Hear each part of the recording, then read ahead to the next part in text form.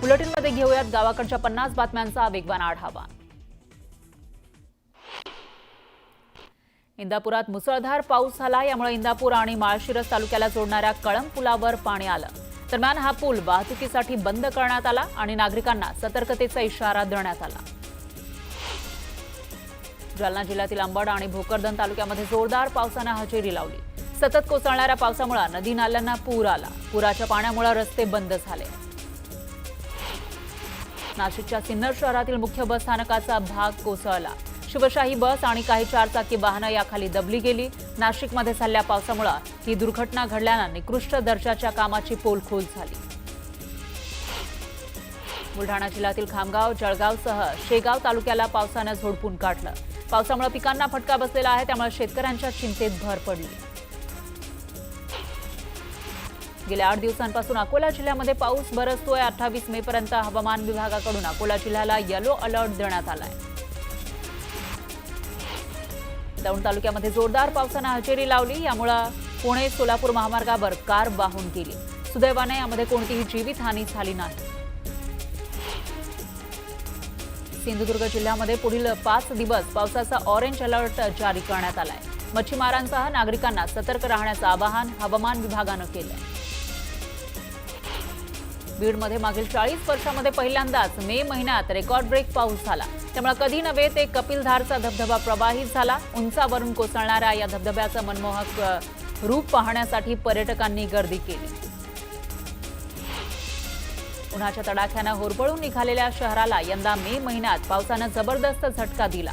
मुसळधार पावसानं शहराच्या मुख्य रस्त्यांवर पाणी साचलं। पुण्यात मुसळधार पावसाचा जोरदार तडाखा बसलेला आहे, त्यामुळे पशुपक्ष्यांना मोठा फटका बसलाय। पोटाची खळगी भरण्यासाठी भटकंती करणाऱ्या मेंढपाळांच्या आयुष्यावर परिणाम झालाय। पावसात भिजून थंडीनं कुडकुडल्यानं मेंढ्यांचा मृत्यू झाला। बीडच्या आष्टी तालुक्यात मुसळधार पावसानं हजेरी लावली, त्यामुळे शेतकऱ्यांचं आर्थिक गणित कोलमडलंय। शेतीला कांद्याचा शेतीमध्ये जो कांदा होता त्याचा अक्षरशः चिखल झाला। यावेळी चिमुकल्या मुलीलाही अश्रू अनावर झाले। दौंड तालुक्यातील पाटस गावात झालेल्या मुसळधार पावसामुळे जनजीवन विस्कळीत झालं। पाटस बाजारातील दुकानांमध्ये पाणी शिरलं, त्यामुळे नुकसान झालंय, तर रस्त्यालाही नदीचं स्वरूप प्राप्त झालं। हिंगोली जिल्ह्याला मागील 10 दिवसांपासून पावसानं झोडपून काढलंय। या पावसामुळे ओढ्या नाल्यांना पाणी आलं, तर कयाधू नदीपात्रामध्येही पाण्याची पातळी वाढली आहे, त्यामुळे नदी प्रवाहित झाली। उत्तर पुण्याला मुसळधार पावसाचा जोरदार तडाखा बसला। संपूर्ण परिसराला पावसानं झोडपून काढलं, तर तळ्यांनाही अक्षरशः तळ्याचं स्वरूप प्राप्त झालेलं होतं आणि त्यामुळे शेतकऱ्यांचं मात्र मोठं नुकसान झालेलं आहे, कारण शेतीला तळ्याचं स्वरूप प्राप्त झालं होतं। दौंड तालुक्यामध्ये पावसामुळे जनजीवन विस्कळीत झालं। दौंड शहरातून जाणाऱ्या मनमाड सांगली महामार्गावर मोठ्या प्रमाणामध्ये पाणी साचलं, त्यामुळे वाहतूक कोंडी झाली, तर प्रवाशांचीही तारांबळ उडाली। निफाड येवला भागामध्ये पावसामुळे प्रचंड नुकसान झालंय। एका शेतकऱ्याची नुकतीच केलेली विहीर पावसानं खचली आणि येवल्याच्या ग्रामीण भागामध्ये कांदा, मका पिकाचं नुकसान झालं। मान्सूनपूर्व पावसाचा भुईमुग उत्पादकांनाही फटका बसलेला आहे। भुईमुगाच्या शेंगांना मोड आले, तर काही भुईमुगाच्या ओल्या काडाचेही नुकसान झालंय, त्यामुळे भुईमुग शेतकरी हवालदिल झाला। धाराशिव जिल्ह्यामध्ये उन्हाच्या तडाख्याऐवजी आता पावसानं हजेरी लावली आहे। मे महिन्यामध्ये 24 पैकी 19 दिवस पाऊस पडलाय, त्यामुळे पर्जन्य मापकावर 121 मिलीमीटर पावसाची नोंद झाली। कोकणात सध्या मान्सूनपूर्व पावसानं धुमाकूळ घातलाय। पावसाची तीव्रता वाढत असल्यानं पुढील 24 तासात अतिवृष्टीचाही अंदाज आहे, त्यामुळे योग्य ती खबरदारी घ्यावी अशा सूचना नागरिकांना देण्यात आल्या। सिंधुदुर्ग जिल्ह्यातील पर्यटनाला पावसामुळे ब्रेक लागलेला आहे, त्यामुळे पर्यटन व्यावसायिकांचं लाखोंचं नुकसान झालंय। सिंधुदुर्ग किल्ल्यावर जाणारी होडी वाहतूकही बंद करण्यात आली। लातूर जिल्ह्यामध्ये मागील 10 दिवसांपासून अवकाळी पावसानं जोरदार हजेरी लावली, त्यामुळे नदी नाले तुडुंब भरून वाहू लागले, तर मुसळधार पावसामुळे धरणी नदीवरील पूल वाहून गेला, त्यामुळे नागरिकांनी संताप व्यक्त केला। मागील 5 दिवसांपासून बारामतीमध्ये मुसळधार पावसाच्या सरी बरसत आहेत, त्यामुळे परिसरातील ओढे नाले तुडुंब भरून वाहू लागले, तर नागरिकांचं जनजीवन विस्कळीत झालंय। गेल्या 2 दिवसांपासून झालेल्या जोरदार पावसामुळे चंद्रपूर जिल्ह्याच्या ब्रह्मपुरी तालुक्यात शेतकऱ्यांचं उन्हाळी धान पीक पूर्णतः नष्ट झालं। अचानक आलेल्या पावसामुळे शेतात कापून ठेवलेलं धान भिजले आणि ते सडून गेले। छत्रपती संभाजीनगरमध्ये 3 दिवसांपासून रिमझिम पाऊस पडतोय। ढगाळ वातावरण आणि रिमझिम पाऊस यामुळे नागरिकांच्या आजारांमध्ये मोठी वाढ झाली आहे। पुण्यात मुसळधार पावसानं हजेरी लावली। यावेळी जवळपास 41 गावांचा वीज पुरवठा खंडित झाला। भर पावसात जंगलात जाताना महावितरणच्या कर्मचाऱ्यांनी वीज पुरवठा सुरळीत करत 41 गावांना पुन्हा प्रकाशमय केलं। अहिल्यानगरमध्ये गुणवडी परिसरात तब्बल 30 ते 35 वर्षांनंतर पहिल्यांदाच मे महिन्यामध्ये नदी नाले तुडुंब भरून वाहू लागले। त्यामुळे उन्हाळ्यामध्ये निर्माण होणाऱ्या पाणी टंचाईतून नागरिकांना काहीसा दिलासा मिळण्याची शक्यता आहे। दौंड तालुक्यामध्ये मोठ्या प्रमाणावर पाऊस झाला, त्यामुळे छोटे पूल पाण्याखाली गेले। मिरगळ मळ्यातील ओढ्यावरील पुलावरून पाणी जात असल्यानं गावकऱ्यांचं जनजीवन मात्र विस्कळीत झालं। सिंधुदुर्ग जिल्ह्याला ऑरेंज अलर्ट जारी करण्यात आलाय। सध्या सिंधुदुर्गात पावसाचा जोर काहीसा ओसरला असला तरी ढगाळ वातावरण दिसून येत आहे। पालघर जिल्ह्यामध्ये झालेल्या दमदार पावसानं शेतीसह सुक्या मासळीचं मोठं नुकसान झालं। शेतकऱ्यांच्या हातात तोंडाशी आलेला घास आसमानी संकटानं हिरावला। पावसाळ्यापूर्वी अमरावती महानगरपालिका क्षेत्रातील नाले साफसफाई पूर्ण करावी अशा सूचना पालिकेच्या वतीनं संबंधित अधिकाऱ्यांना देण्यात आल्या। आतापर्यंत 60% नाले सफाई पूर्ण झाली आहे। वादळी वाऱ्यामुळे विद्युत तारा तुटल्या, त्यामुळे बुलढाण्याच्या खामगाव इथले विद्युत पुरवठा खंडित झाला होता। त्यामुळे बुलढाणा जिल्ह्याच्या खामगाव तालुक्यातील गारडगाव इथल्या तिघांनी सज्जनपुरी उपकेंद्रामध्ये जाऊन महावितरण कर्मचाऱ्याला मारहाण करत शिवीगाळ केली। या प्रकरणी खामगाव ग्रामीण पोलीस ठाण्यामध्ये तक्रार दाखल करण्यात आली आहे। तरळे कोल्हापूर राष्ट्रीय महामार्गाचे 85% काम पूर्ण झालंय। वैभववाडीमध्ये नव्यानं ब्रिजचं काम करण्यात आलं। या ब्रिज खाली गाळ साचून पूरस्थिती निर्माण होण्याची शक्यता आहे, त्यामुळे गाळ काढण्याचं काम सुरू आहे। महाडमध्ये प्रहार संघटनेकडून दिव्यांग मेळाव्याचं आयोजन करण्यात आलं होतं।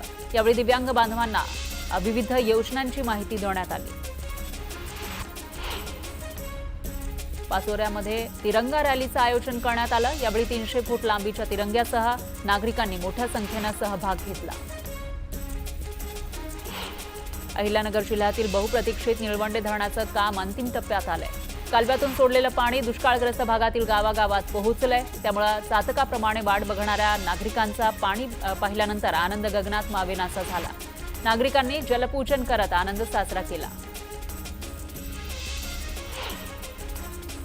जळगावातील 16 अविकसित मार्केटमधील गाळेधारकांनी आमदार सुरेश भोळे यांची भेट घेऊन समस्यांचा पाढा वाचला। यावेळी रेडी रेकनर दराप्रमाणे भाडे आकारणी न करण्याची मागणी व्यावसायिकांनी केली। सुविधा द्या, अन्यथा रेडी रेकनर प्रमाणे भाडे लावू नका अशी मागणी त्यांनी सुरेश भोळेंकडे केली। श्री क्षेत्र देहू इथल्या अभंग गाथा वनामध्ये वृक्षदायी प्रतिष्ठानच्या वतीनं पर्यावरण संवर्धनासाठी स्वदेशी वृक्षांची लागवड करण्यात आली।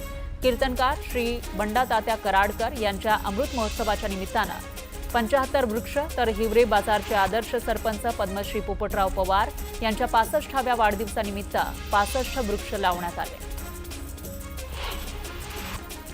कुडाळ तालुक्यातील शिवापूर गावाला सैनिकांची परंपरा आहे। देशाच्या रक्षणासाठी शत्रूशी लढता लढता वीरगती प्राप्त झालेल्या शिवापूर गावातील भारतीय सेनेतील 10 शहीद सुपुत्रांच्या स्मृतिप्रित्यर्थ शिवापूर इथं रणस्तंभ उभारण्यात आलं। यावेळी शहीद जवानांच्या कुटुंबियांना सत्कार करण्यात आला त्यांचा। तर या रणस्तंभाचे उद्घाटन कुडाळ मालवणचे आमदार निलेश राणे यांच्या हस्ते झालं। नव्यानं उभारण्यात आलेल्या राजकोट इथल्या शिवरायांच्या पुतळ्यासह किल्ले सिंधुदुर्ग आणि मालवण शहर पाहण्यासाठी पर्यटकांनी प्रचंड गर्दी केली। मागील वर्षीच्या तुलनेत 1 लाखांपेक्षा जास्त पर्यटकांनी किल्ले सिंधुदुर्गला भेट दिली। सोलापूरच्या बार्शी तालुक्यामध्ये रानटी कुत्र्यांच्या हल्ल्यातून पिता पुत्रांनी काळविटाचा जीव वाचवला। काळवीट जखमी झाल्याचं लक्षात येताच त्यांनी उपचारासाठी काळविटाला पशुवैद्यकीय रुग्णालयात दाखल केलं। नागपुरात आज यूपीएससीची परीक्षा पार पडणार आहे। 34 उपकेंद्रांवर परीक्षा घेतली जाणार आहे। 11,000 विद्यार्थी परीक्षा देणार आहेत। यावेळी अनुचित प्रकार घडू नये यासाठी पोलिसांचा चोख बंदोबस्त ठेवण्यात आला आहे। गोंदिया जिल्ह्यामध्ये मागील वर्षापासून गुन्हेगारीचं प्रमाण वाढलेलं आहे. त्याच पार्श्वभूमीवर गोंदियामध्ये महत्त्वाच्या ठिकाणी पेट्रोलिंगमध्ये वाढ करण्यात आली आहे. मनमाडसह देशभरातील जवळपास 1.5 लाख रेल्वे कुलींवर आता उपासमारीची वेळ आली आहे. रेल्वे प्रशासनानं प्रवाशांसाठी वेगवेगळ्या उपाययोजना केल्या, त्यामुळे कुली संकटात सापडले. साताऱ्यातील यवतेश्वर कास पठारावरील दुर्घटना टाळण्यासाठी सातारा पोलीस ॲक्शन मोडवर आले. कास मार्गावरील पठारांवर पोलिसांनी चर खणलेली आहे. हुल्लडबाज पर्यटकांना पठारावर जाण्यापासून आळा घालण्यासाठी सातारा पोलिसांनी ही नामिशक्क लढवली. अमरावतीमधील महानुभाव आश्रमांचे प्रमुख कवीश्वर कुलाचार्य महंत श्री मोहन करंजेकर बाबा यांची अखिल भारतीय महानुभाव परिषदेच्या अध्यक्षपदी निवड झाली. जूनमध्ये नाशिकमध्ये होणाऱ्या अधिवेशनात ते पदभार स्वीकारणार आहेत. पुण्याच्या बिबेवाडी परिसरामध्ये कोयत्यानं वाहनांची तोडफोड करणाऱ्यांवर पोलिसांनी कारवाई केली. पोलिसांना तोडफोड केलेल्या परिसरामध्ये पोलिसांनी जाऊन आरोपींना जोरदार चोप दिला. बदलापूर नगरपालिकेकडून शहरातील नाले सफाई केली जाते. पावसाच्या पाण्याचा निचरा योग्य पद्धतीनं व्हावा यासाठी नाले सफाई केली जाते. मे महिन्यातच पावसानं हजेरी लावली, त्यामुळे पर्यटकांची पावलं लोणावळ्याकडे वळू लागली आहेत. त्यामुळे पर्यटकांच्या वाहनांची संख्या वाढलेली आहे. जुना पुणे मुंबई महामार्गावर वाहतूक कोंडी झाली. भिवंडीच्या मराडे पाड्यामध्ये शिवरायांचं मंदिर उभारण्यात आलंय. यावेळी मंदिर पाहण्यासाठी शिवभक्तांनी मोठ्या संख्येनं गर्दी केली. पुणे सातारा महामार्गावर मोठ्या प्रमाणामध्ये वाहतूक कोंडी झाली. शिंदेवाडी ते कापूर होळपर्यंत वाहतूक कोंडी झाली. त्यामुळे महामार्गावर वाहनांच्या लांबच लांब रांगा लागल्या. त्यातच रस्त्याचं काम अपूर्ण आणि निकृष्ट दर्जाचं असल्यानं खड्ड्यांमधून मार्ग काढताना चालकांना त्रास सहन करावा लागतो. पुण्यात नगरपालिकेच्या कामांचा निष्काळजीपणा पाहायला मिळाला. भर पावसाळ्यात केलेल्या रस्ता खोदाईच्या कामामुळे पीएमपी बस खड्ड्यात अडकली. पुण्यातील ताडीवाला रोड इथं एका अरुंद गल्लीमध्ये गाय अडकली. अग्निशमन जवानाकडून गाय बाहेर काढण्यासाठी शर्थीचे प्रयत्न सुरू आहेत. पुण्यात केमिकल गॅस वाहून नेणारा टँकर उलटला. सुदैवाने यामध्ये कोणतीही जीवितहानी झाली नाही, पण या अपघातामुळे टँकरमधील केमिकल गॅस लीक झाला. रानडुकरांची तस्करी करणाऱ्या तिघांना शहापूर वनविभागानं ताब्यात घेतलं. शहापूर वनविभागानं मध्यरात्रीच्या सुमारास धडक कारवाई करत एका वाहनासह 18 रानडुकरं ताब्यात घेतली. कराड चिपळूण महामार्गावर 3 दिवसामध्ये चौथा अपघात झाला. पाटण तालुक्यातील बांसोळे गावच्या हद्दीत कोयना नदीकाठी ट्रक उलटला, त्यामुळे अपघात झाला. यामध्ये चालक जखमी झाला. ठेकेदारांनी रस्ते खोदून ठेवलेत, मात्र काम अपूर्ण राहिल्यानं खड्ड्यांमध्ये पावसाचं पाणी साचून अपघातांच्या प्रमाणात वाढ झाली आहे. गांजाची विक्री करणाऱ्या टोळीवर कारवाई करत तिघांना लकडगंज पोलिसांनी ताब्यात घेतलं. 2 किलो गांजा, मोबाईल आणि 2 दुचाकी असा एकूण 2 लाखांचा मुद्देमाल पोलिसांनी जप्त केला. नागपूरच्या गंगा जमुना परिसरामध्ये गांजा विक्री होणार असल्याची माहिती पोलिसांना मिळाली होती. ताम्हिणी घाटात टँकर पलटी झाला. यामुळे माणगाव पुणे महामार्गावरील वाहतूक विस्कळीत झाली. टँकर बाजूला करून वाहतूक सुरळीत केली जाणार आहे. अमरावतीमध्ये पतीच्या छळाला कंटाळून एका महिलेनं आत्महत्या केली. मात्र या महिलेनं आत्महत्या केली नाही, तर हत्या केल्याचा आरोप महिलेच्या आईवडिलांनी केला आहे. शिक्रापूर चाकण महामार्गावर दुचाकीवर झाड कोसळल्याची घटना घडली. सुदैवानं यात दुचाकीस्वाराला दुखापत झाली नाही. स्थानिकांच्या मदतीनं झाड बाजूला काढण्यात आलं. पुण्याच्या रांजण गावात वाघाळे मार्गावर एक महिला आणि 2 चिमुकल्यांची हत्या करून जाळल्याची घटना समोर आली आहे. घटनास्थळी पोलीस दाखल झाले. मृतांची ओळख पटवण्याचं काम सुरू आहे. शिर्डीमधील हॉटेलमधून चोरी केलेलं सोनं आणि रोख रक्कम पोलिसांनी जप्त केली. दरम्यान फरार चोरट्याचा पोलिसांकडून शोध घेतला जातोय. धुळ्यातील देवपूर पोलिसांनी कुख्यात गुंडाची धिंड काढली. देवपूर परिसरातील कुख्यात गुंड नरेश गवळीसह तिघांची पोलिसांनी धिंड काढली. यावेळी चोरट्यांची धिंड पाहण्यासाठी नागरिकांनी मोठी गर्दी केली. अकोल्याच्या मूर्तिजापूर तालुक्यातील माना पोलिसांनी गुटखा विरोधी कारवाई करत माना फाट्यावर एका इसमाला ताब्यात घेतलं. त्याच्याकडून एकूण 8 लाखाचा मुद्देमाल पोलिसांनी जप्त केला. बुलढाण्यामध्ये भरधाव कारनं टेम्पोला जोरदार धडक दिली। यामध्ये कारमधील चौघे गंभीर जखमी झाले, तर टेम्पोतील सर्व नागरिक सुखरूप आहेत, पण कारचं मोठ्या प्रमाणात नुकसान झालंय। दौंड तालुक्यातील किडगावमध्ये भर पावसात चोरट्यांनी धुमाकूळ घातला। 5 ते 6 जणांच्या टोळक्यानं एका शेतकऱ्याच्या डोक्यात कोयत्यानं हल्ला केला। त्यानंतर त्यांच्या घरातील 2 तोळे सोनं आणि काही रोकड लंपास केली। चंद्रपूरच्या चांदाफोर्ट ते नागभीड रेल्वे मार्गावरील केळझर मूल मरोडा रेल्वे मार्गावर दरभंगा एक्सप्रेसच्या धडकेत अस्वलाचा मृत्यू झाला। रेल्वे रूळ ओलांडताना ट्रेनची धडक बसली, त्यामुळे अस्वलाचा जागीच मृत्यू झाला। वैष्णवी हगवणे हुंडाबळी प्रकरणातील मुख्य आरोपी राजेंद्र हगवणे आणि सुशील हगवणेंनी फरार असताना वापरलेली वाहनं जप्त करण्यात आली। एकूण 3 कार जप्त करण्यात आल्या, यातील 2 कार इतरांच्या नावावर असल्याचं स्पष्ट झालंय। निलेश चव्हाणच्या विरोधात लुकआउट नोटीस जारी करण्यात आली आहे। हवाई मार्गाने तो परराज्यामध्ये पळून जाऊ नये यासाठी ही नोटीस जारी करण्यात आली। आरोपी राजेंद्र हगवणे आणि सुशील हगवणे यांनी फरार असताना वापरलेली 3री आलिशान कार जप्त करण्यात आली। बावधन पोलिसांनी ही कार जप्त केली।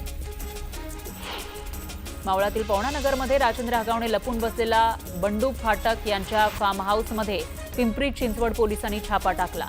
ज्या फार्म हाऊसवर हगवणे मुक्कामी होता त्या फार्म हाऊसची पोलिसांनी कसून तपासणी केली।